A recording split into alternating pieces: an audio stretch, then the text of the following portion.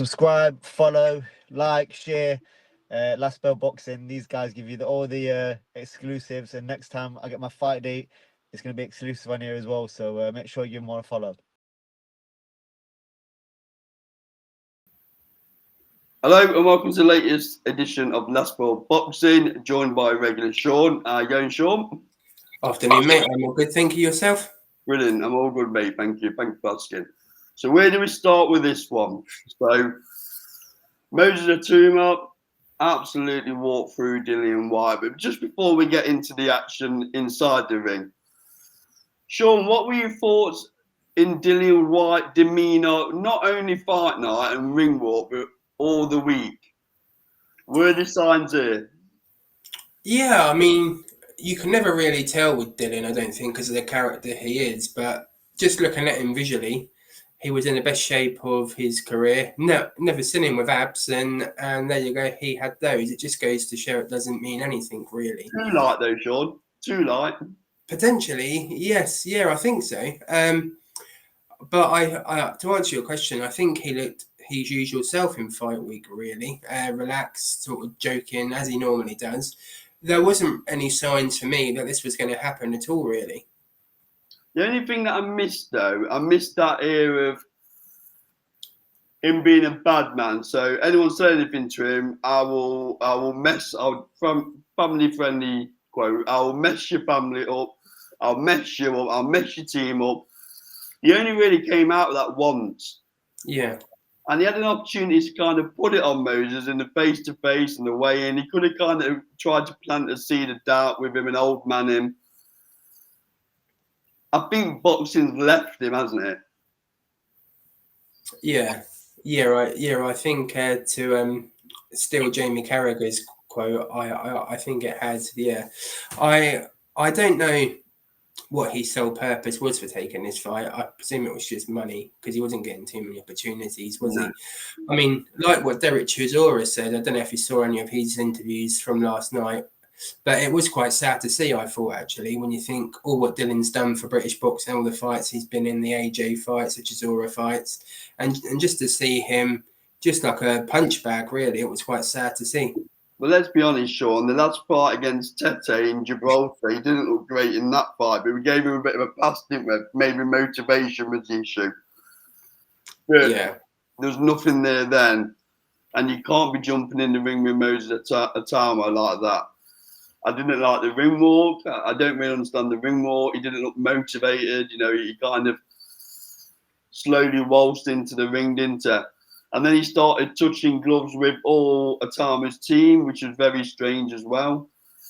Whereas previous fights, he would have been like antagonistic, wouldn't he? He would have been snarling to get the fight underway. Strange, right? Yeah. When you put it like that, there was something strange about it as well. Yeah, it wasn't the usual Dylan that we see. I mean, obviously, I'm sure you've seen Sonny Upwards put on Instagram, I think during the fight or during the ring walk, that apparently he had a messed up leg. I don't think that would have made a difference or had any bearing on the fight, but something was clearly wrong with him, either mentally or physically, as you say. Yeah, I saw the comments regarding the leg injuries. He didn't look like a fighter with a leg injury, did he? When he was in the small amount of time that the fight lasted. But moving on to Moses, then, there's a lot of names being bandied around. I know he's come out this afternoon and says Jermaine Franklin is probably the fighter that he might jump in with next. I'm not convinced Franklin gives him rounds. Are you?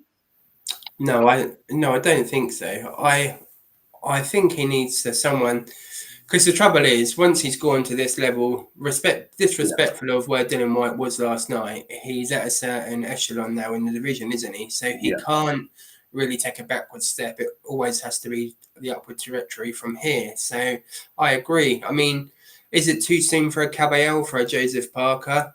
They're the people that he needs to be in with if he wants to see where he can go. Yeah, they're the other two names being bandied about, but Joe Parker was very quick to say last night that he wants Usyk, and he deserves a shot at Usyk, right? Because what happens if he jumps in with Itauma and he gets beat? All of a sudden, that Usyk fight is gone. So Caballero's probably the one for me. Bit smaller fighter, mobile, seems to be able to absorb some pressure. But Ben Davis has gone on record and said he doesn't think any heavyweight can take the amount of punishment that Itauma's going to put on you to get you through them first 4, 5, 6 rounds, which is interesting, right?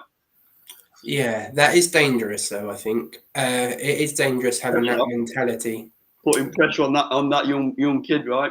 Yeah, well, not only for that reason as well. I mean, if that's his mentality and that's how they're approaching the fights, if one does come back at him, which it will at some point, how's he gonna react? Is he gonna be like a David Price where he doesn't know what to do, rabbit in headlights? So I think that mentality is quite dangerous, really, especially given his age as well. I mean, some people are saying even Usyk wouldn't go 12 with him. He would. He would. Oh yeah, without a shadow of a doubt. Yeah. I mean, we're talking about someone that's had 350 amateur fights, 20 or 30 professionally fights. He's seen everything, and he'll definitely be able to negotiate that stuff. Yeah, and I'm always quick to say on this channel, let's not put too much pressure on Itauma. How much of it was the fact that he was good, and how much was the fact that Dillian Whyte had absolutely gone? I think a bit like Dubois versus AJ. I was coming out with similar comments then, sure, if you remember. I said, okay, yeah, Dubois needs his flowers, but how much of it is that he was good, and how much was it that AJ was spent? That's what you got to be careful of, right? Yeah, and I think in this scenario especially, it's a lot different to the AJ Dubois scenario, because I think AJ's got a fair, decent amount left in him, maybe 2 or 3 fights. He might not win them, but I think he'll be competitive and at least sort of turn up in those fights. As for this scenario, though, all due respect to Itauma, I think it's mostly because Dillian Whyte's just completely shot. We've never seen him like that. When you think of the chin he did have with AJ, with Parker, with Chisora, he wasn't really hit clean. That was a more worrying thing as well. They're all sort of shots that sort of knock you off balance and discombobulate you. Easy for me to say that one, but no, I mean, for him to go like that, and let's be honest, he went down like a sack of potatoes. Didn't have any balance or any faculties when he got up. So yeah, I think it was more so the case, him being shot, had enough, well, whatever you want to call it, rather than Itauma being good. 2 questions. Fast forward 12 months, Sean. Has Itauma got a belt around his waist? I don't think so, no. Interesting. And the second one, Dillian Whyte's not going to want to go out like that, is he? So he's going to want one more fight before he retires, is my opinion. I think with Joe Joyce. Who do you think he may go jump in with? I agree. I mean, I'm not sure about old Derek's shout of putting it in your call, but I think the numbers will stack up you. No, but I think, yeah, that would be the good fight, really. I mean, not to verge on WWE, but like you could have that stipulation, couldn't you? Really, if you wanted to, as the last fight for both of them, or however they wanted to play it, they would get a decent crowd, and it will be a good farewell for them both. Okay, jolly good. I think the O2, just for the record, I think it does enough with a good undercard to do the O2, and then another night stack up. So that's what me and Sean thinks about all things Moses Itauma and Dillian Whyte. Agree or disagree, post your comments below. This has been Last World Boxing, proudly sponsored by Sean Building Services and SC Travel. Thank you very much, Sean, and we'll see you on the next video. Thanks, mate.